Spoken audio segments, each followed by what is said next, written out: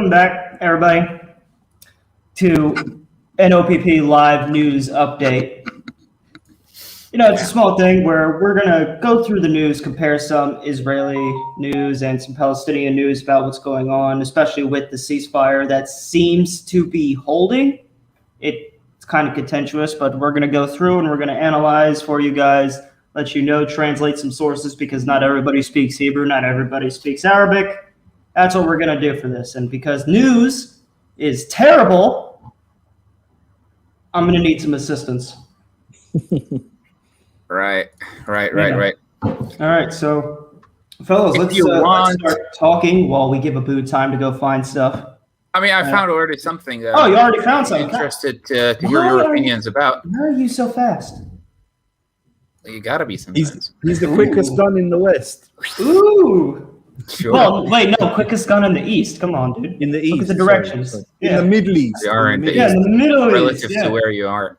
Yeah. But check this out. First of all, it's going to be in Arabic, but it's okay. Not the loop of destruction, this one. We have, it says here New York Times. This is, by the way, Al Jazeera. Al Jazeera, I could tell from the it says that New York Times says, so it's actually like referring to another newspaper. It says that ceasefire between Hamas and Israel might be like a slow, fragile and short-lived, basically.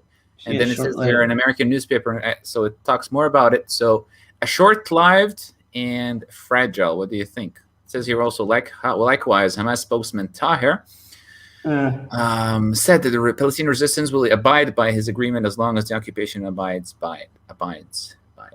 Yeah. Do you think it's going to be short-lived? I mean, it's pronounced lived, but I mean, I honestly don't know. I think it might be because Israel's been getting a lot of pressure to hold it, and Hamas, I think at this point, after the pounding, they don't want to continue losing millions of more dollars in infrastructure, as well as having more of a crisis to handle in Gaza than they already do. So nobody really has much want to continue with it. And I also just want to say Al Jazeera, what they say in Arabic and what they say in English are two very different things, by the way. Okay, you know? Interesting. Like, I've read some translation, like some Arabic articles as compared to the articles they put to foreign countries as opposed to the Arab world, and they say different Well, that's things. very similar. There were a lot of, back in Yasser Arafat's day, Abu, there were many complaints against him that he would say one thing to the Americans in English, and then he would be in a mosque in South Africa the next day saying completely the different thing, but in Arabic that time. Right. Also, news update from our unseen partner. Protest in Tel Aviv now calling for peace, he says. Can we get a Google on that? I wonder where were they during the actual conflict? Probably trying not to get hit with a rocket. That's true. It is in Tel Aviv. Well, we have another news, but this time it's not from Al Jazeera, but from Sky News Arabia. Sky News Arabia. Sky News Arabia. So isn't Sky News Australian? No, English. It's English. Murdoch. Okay. Not sure, but yeah. it says here sponsoring Egypt by the Egyptian sponsor. You can say Israel and Hamas are during a ceasefire. Just gonna translate this real quickly. There you go. Under Egyptian auspices. I don't know why did that translate. Okay, it's just be sponsor. Okay, that's what it means.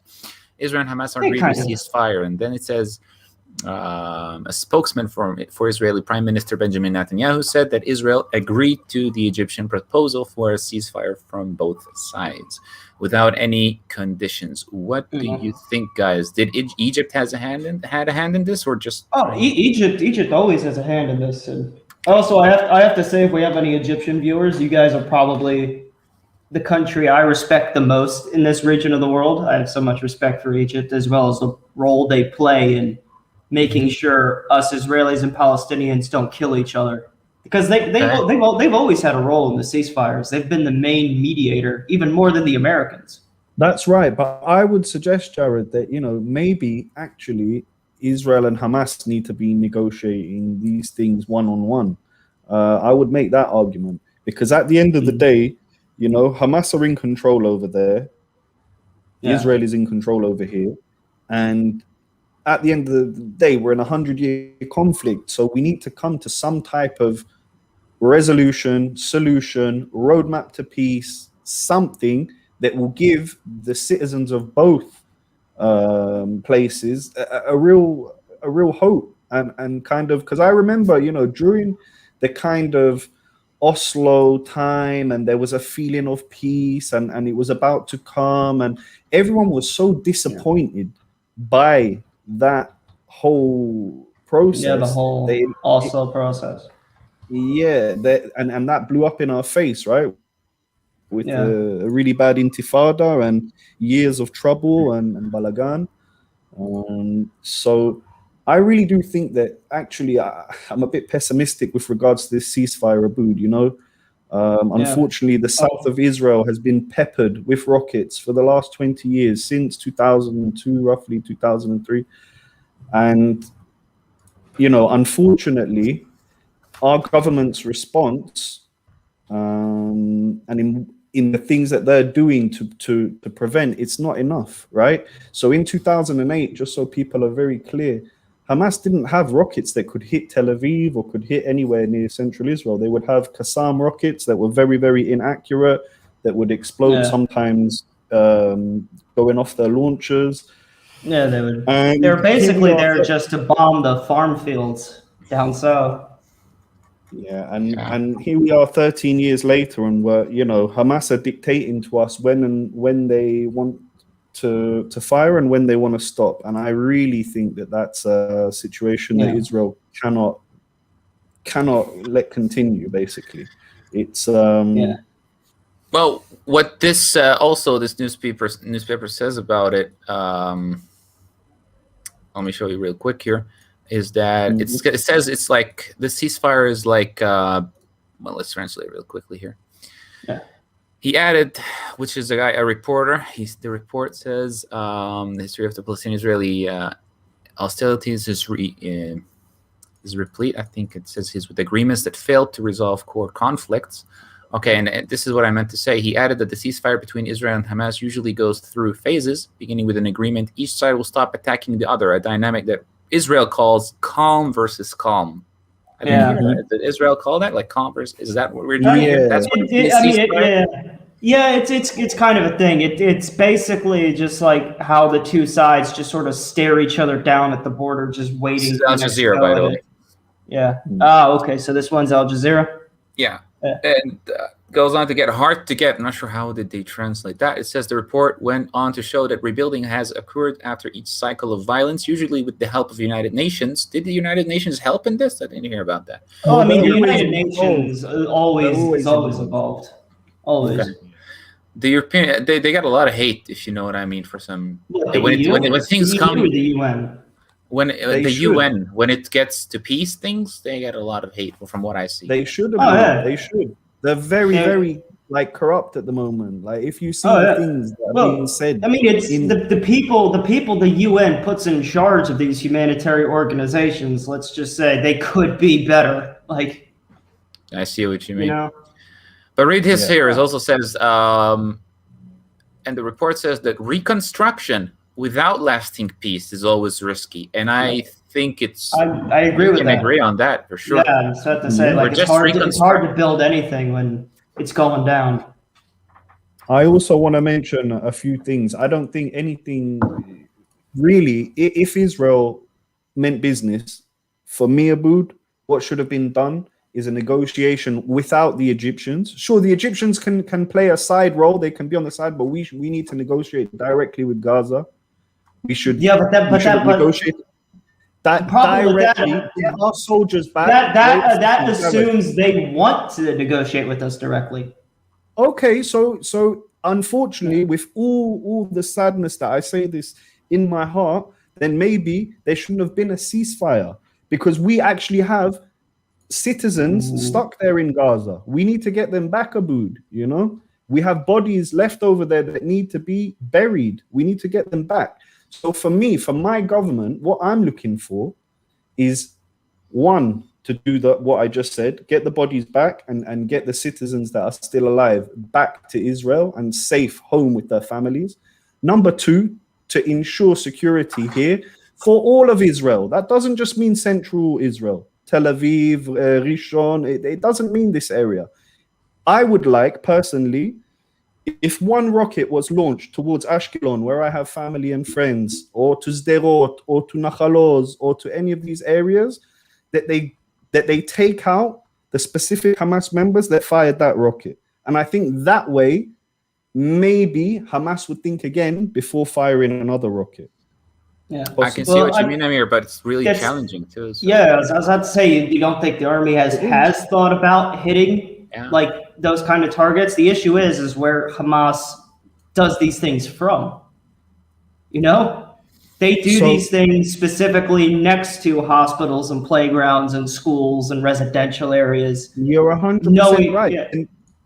You're 100% right, Jared. So I would say then, for all the people in the international community that are out there that want peace in Israel and Palestine, that really want to promote a good life, get more humanitarians into Gaza to make sure that Hamas, and not just a holiday in Gaza, not just a holiday, go to the beach and a few restaurants and we work in an office building. Make sure that Hamas are following international law. But that's very hard for a terrorist group to do, right?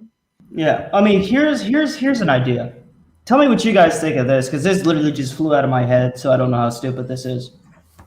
What if we got a UN peacekeeping force to occupy Gaza for us? So that way Hamas wouldn't be able to shoot without getting the ire of the UN, which they do not want. And it would having the UN there would ensure, like for the Israelis, that there will be calm in Gaza, and that way humanitarian aid can get in and Gaza can rebuild. That would be fantastic. I like how you played with the idea, Jared, but when you say peacekeeping and then you say the word force.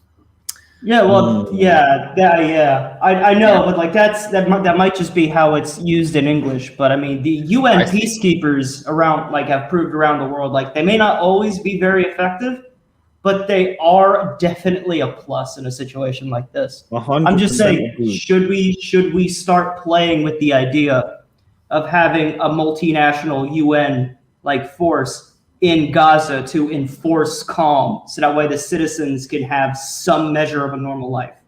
I would only agree to that.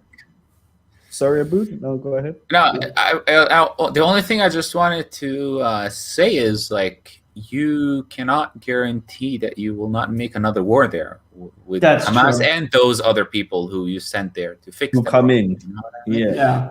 And then now we just have another war in Gaza. That's what I mean. So you're kind of risking a sacrifice for peace in that regard. But but I mean, everything is going to be a sacrifice at this point, you know? Yeah. Every move, every political play, every solution, every deal, there's going to be bodies that have to back it up. And unfortunately, those bodies could very well be shot by whomever at this point. So, I mean, either way, people are going to have to put themselves on the line. But I feel like at this point, it might be better to just, I don't know, take that risk if it means in the future we don't have to deal with it, you know? Short-term loss for long-term gain kind of situation. I don't know. I'm not a Gazan. I'm just trying to think about what's the Well, that's where ethics and what do you mean? Like the whole ethics and morality type thing when philosophy comes in. But, you know, for now, let's see what the Israeli news sources are saying about the ceasefire. I have the Jerusalem Post, but it's not exactly about the riot. I don't know. Let's see what let me show you what I mean exactly by this. Let me share my screen real quick here. Yeah. This is from the Jerusalem Post newspaper. It says here riots break out in response to ceasefire. Hamas flags wave. This one. Police forces clashed with Palestinians on the Temple Mount Friday morning after hundreds of youth threw stones and Molotov cocktails at police officers. So it's really going down because of the ceasefire. Okay. Yeah, this was one of the things I was talking about earlier. How like it may be calm on the border with Gaza, but there's still sporadic flash points going on right now. Yeah. All right, so you can call this like a post ceasefire, like, how do you say? It's like it's part of the because like I mean even if there is a ceasefire, it doesn't mean just like calm everywhere. You know, you're gonna slowly bring it down. That's kind of like a pattern we've always seen with these ceasefires. It's like this it is slowly also returns to calm. Abu, What does that say, by the way? It says here the moment that the Israeli forces enter the Aqsa Mosque. The Temple Mount, yeah. Yeah. There's a lot of sounds and a lot of. It's crazy. It's like it's like all over again. Yeah, it's nuts, and this is what I mean. The status quo cannot, be held there in Jerusalem. Something needs to be done with regards to Jerusalem. Will making it an international city help? The old city itself, just make it an international I'm zone. not sure about that. I think it would actually work because at the end of the day, you have a lot of properties there that aren't even owned by Israel. You have, churches, you have different properties owned by all sorts of different people and nations. So I kind of think that, the original plan was to have Jerusalem as an international city. If it brought about peace, Jared, you wouldn't make Jerusalem an international city? It can still be Israel's capital, no worries. But it's I mean, here's the thing with me and Jerusalem and my feelings about Jerusalem is I care a lot about the suffering of the Palestinians. I do not want them going through any of this. They should be able to worship in Jerusalem anywhere that they have holy sites. But for me, separating Jerusalem in any way whatsoever from Israel is a red line. And I realize that that is something that could keep this whole conflict going. But that, for me personally, is a red line. But what if in the agreement it allowed Jews to go up there and pray in the Temple Mount and everyone can enjoy Jerusalem? Is it part of Israel?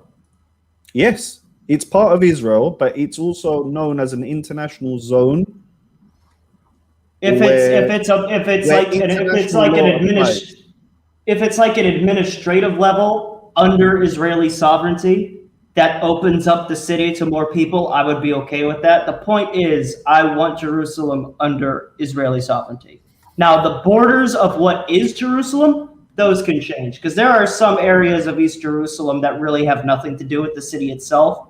The government just added those into the Jerusalem municipal boundaries back in the 80s when they annexed the whole thing that don't really need to be there. So the borders of what is Jerusalem can change. But for me personally, the red line is I don't care what administrative zone Jerusalem is under as long as it's under Israeli sovereignty. That for me is my red line. Even now it's under Israeli sovereignty, but you still can't go and pray up on the Temple Mount. Yeah. I wouldn't I can't go up there and pray. Here's an interesting article. Oh, yeah, sure.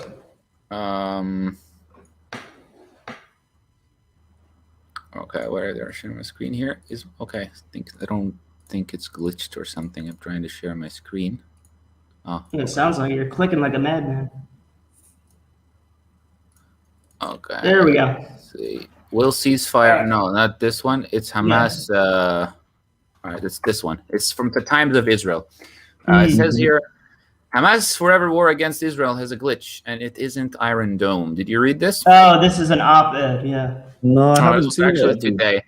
Interesting. It says here, Hamas just concluded 11 long and painful days of war that inflicted on it enormous damage. Many have noted how it successfully used its surprise May 10th rocket bombardment of Israeli cities to position itself as the undisputed leader of the Palestinian cause in place.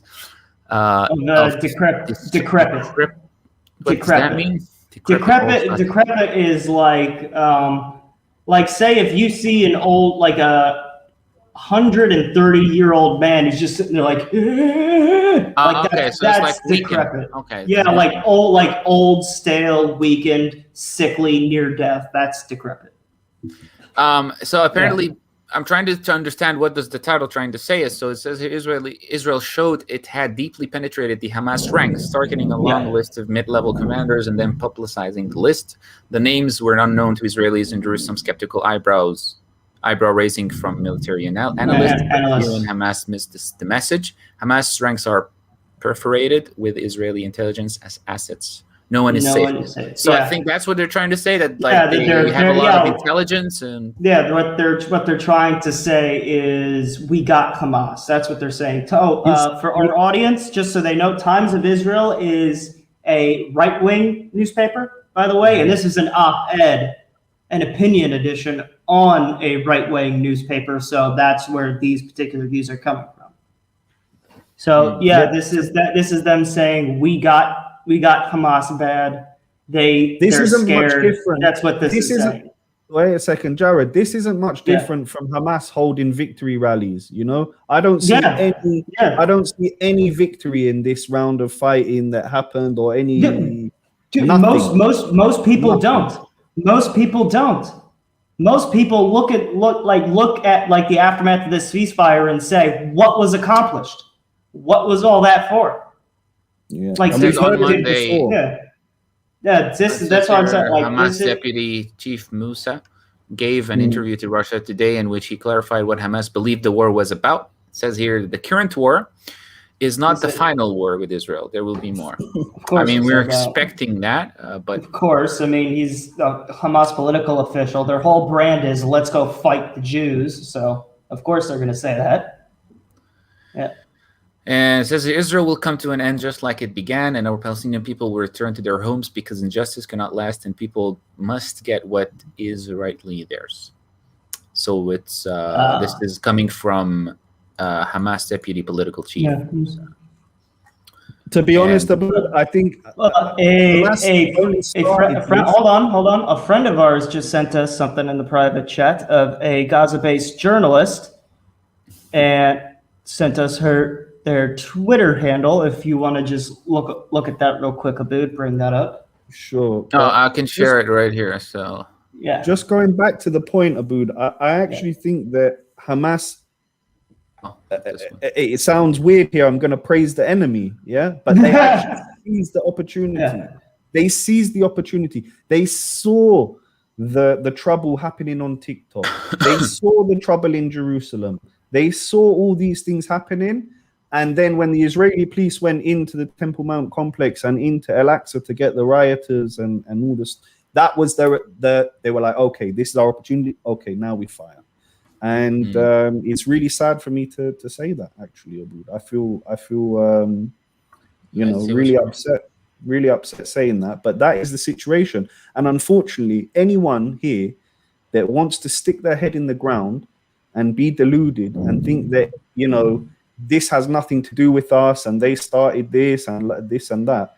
Well, actually, we've gone through 4 rounds of elections. We're about on to our 5th.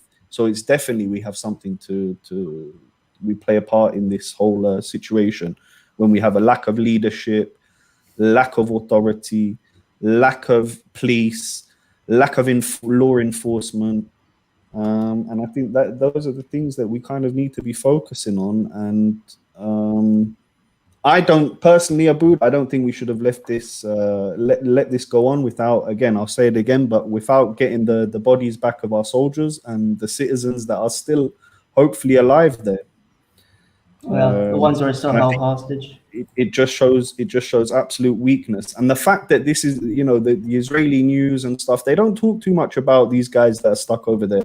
We have an Israeli Arab and an Ethiopian mentally ill kid over there, Yeah. And why should I believe the term for the Ethiopian kid is developmentally challenged, if you want to be PC. Yeah. Sorry. Yeah, I'm not too. Yeah. I'm reading here an article that Biden supports. Joe Biden. By the way, Joe Biden, the first president for my home state of Delaware. Long live. Yeah. Yeah, I've met the man. I shook his hand. Everybody in Delaware knows each other. It says here, Biden says his party still supports Israel after a progressive split. Yeah, there's been a huge split in the Democratic Party over like the younger, more progressive generation of Democrats that have entered Congress during the Trump era, as opposed to the establishment Democrats which Biden represents, and he's having a hard time placating both, keeping the party together. But some of the more establishment people have been joining the progressive calls and becoming way more skeptical of Israel. Voices such as Rashida Tlaib and Ilhan Omar, AOC, voices like that. American politics. Well, in this code, very weird. In this code, Jared, we see him talk about peace a little bit. He says, let's get something straight here. Until the region says unequivocally they acknowledge the right of Israel to exist as an independent Jewish state, there will be no peace. Biden told reporters. I 100% agree with that. This is the issue that we have with Hamas. Yeah, but if Hamas, what's behind this code is my question. I'm just saying, what is behind this? Like, what do Palestinians have to do exactly for peace to exist according to this code? So they would understand and agree that the Jewish people, they have the right to exist as an independent Jewish state. But the problem is the Palestinians don't believe that it should be here.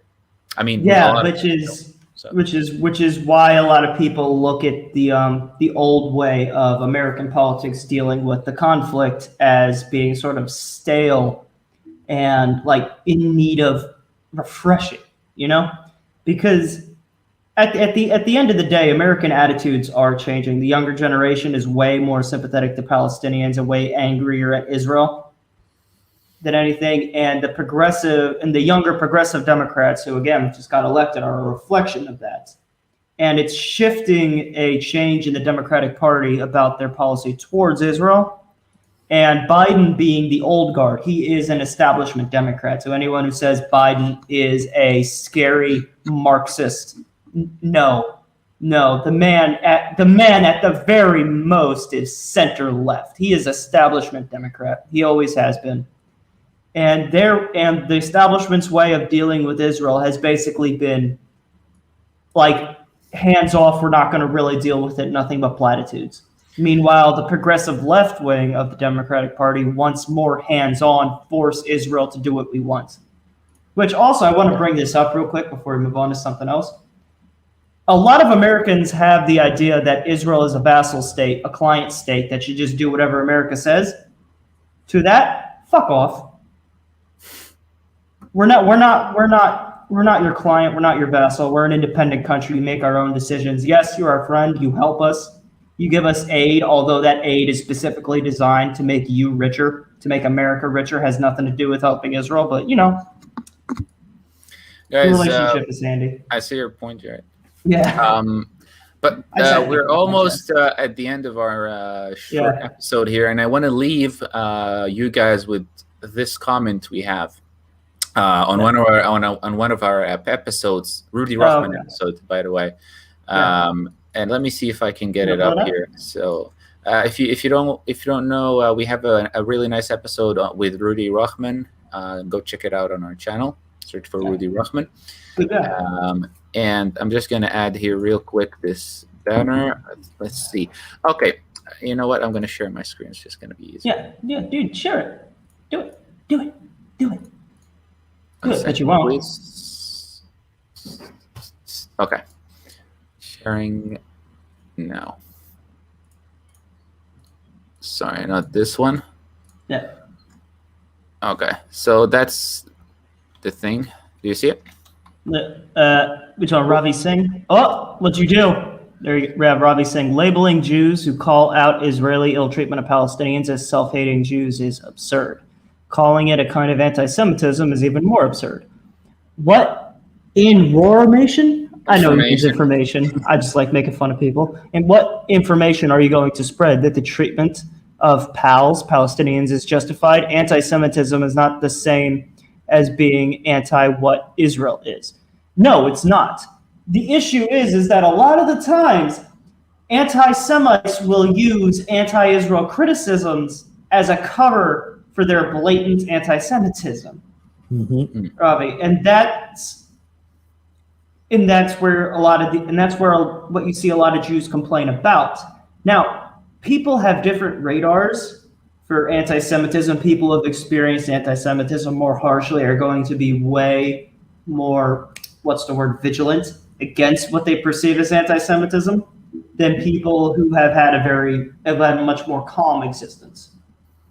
You know, and for sure, Jared, for sure. Yeah. But I think we mustn't let like these things conflate each other, because anti-Semitism at the moment, just like hate, is a curse. Is a curse on this planet. If you want to look at the social media, the TikToks, the hate, the protests in America, we had people, Abood, in my area in London. People drove from Bradford like 3 hours down with Palestinian flags and shouting, "We're going to rape Jews. We're going to rape their mothers, rape their daughters, rape them." I've seen that video. This is something that has never happened ever in my area in London, Abood. My area in London, like my love for it is as much as my love for Israel as well. We have a multicultural society over there in London. Actually, Jews live very close by to Iranians and Chinese and Japanese, and everybody gets along. To see this kind of thing in my neighborhood, it really boiled my blood. And I think that we have to call out anti-Semitism wherever it lies, and we also need to call out any type of hate regarding any type of people group. That's the solution to that. Yeah. And also, before we go, there's something I want to show, because Amir, you lived in Ireland for a time. You lived in Ayr for a while. Sure. The Twitter that our friend has shown us that we wanted to cover. This Gaza-based journalist. I clicked on her Twitter. Right. I'm gonna try to share my screen. I can share if you. Oh well, unless you were looking for something specific, you can share. Sure. Well, I mean, no, because I just want to show, because like there's a lot of Irish people following her and that she's retweeting. All right, so how do I do it? I click the button. You click share, then go for share screen.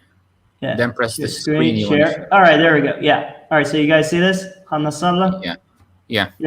So let's see here. Yeah. So Palestinian Irish flag. I believe this. Flag to Grania Fallen. That's how it's pronounced, by the way, Grania, or at least in the dialect that I know. Finn McCool, obviously named after. Yeah. No, it's Grania, as in Grania whale. Yeah, as in Grania O'Malley, for sure. Yeah. Also, by the way, any of our viewers, Al Monitor is a fantastic source. They have journalists from each country talking about their own country. So it's so if you want to get what like people are saying about their own places, Al Monitor. Very cool. If you look at it, they have almost the same logo as ours, but without the pigeon and the name. Essentially, yeah. We didn't steal it from them. Not the dove, yeah, Grania whale, Finn McCool, some of these but what was your question in Ireland? Nothing. I just wanted to point out. Here's the thing I wanted to find. Sinn Féin. Israel needs to be called out for what it is, a racist apartheid regime. That's by Sinn Féin, by the way, the party that my own family, at least half of my family, fought for during the Easter Rising. That kind of hurts, but you know. All right. Yeah, but they're just pandering. This is why politics is just a mess, Jared. They're just pandering to their voters. That's all that is. Yeah. That's all that is. She may have never been to Israel. She doesn't know that Israeli Arabs have full rights here. She doesn't know that. She's never been. I mean, they have full rights, but their situation could be better. There's still a lot of stuff they have to deal with. But you have to remember, right? You guys, we have to put things into perspective. In every country, there are issues and there are problems, and there are some of the same issues we have here, right? Yeah. Israel is still in its infancy. It's a very young state that has gone through war after war after war. And sure, there's plenty of problems here. We'd have to do a 24-hour stream to go through them all, right? Yeah. More than that. Way more than just 24 hours. It's a process, right? We're not doing so badly when you look at the rising of other nations, for example, and other cultures that have done really well and gone places. I just think that it's key for us now in this situation to get the message out there to all the people listening abroad.